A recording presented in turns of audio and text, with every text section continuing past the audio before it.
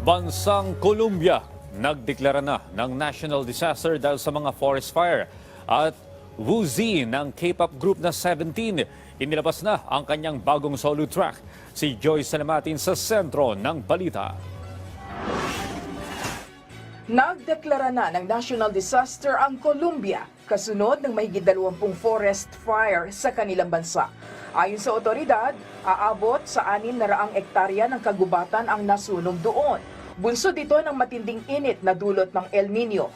Higit 300 bumbero, sundalo at rescuers na ang nagtulong-tulong para maapula ang apoy. Inaasahan namang tatagal pa hanggang Hunyo ang tagtuyot na pinalala pa ng global warming.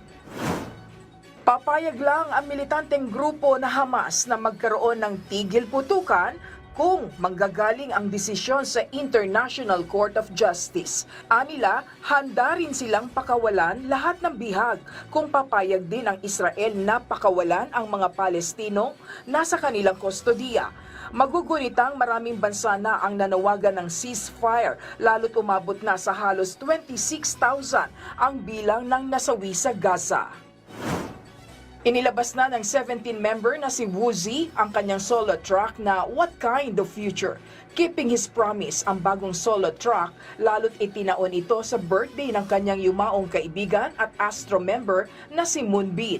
Ayon kay Woozy, ipinangako niya ito sa matalik na kaibigan na nooy naghayag ng deep appreciation matapos mapakinggan ang kanta.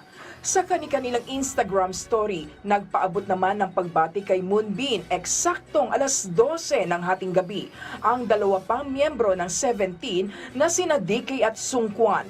Habang isang piano cover naman ng kantang Love is Gone ang inialay ng aktor at co-member ni Moonbin sa Astro na si Cha Eun-woo. Joyce Salamatin para sa Bayan.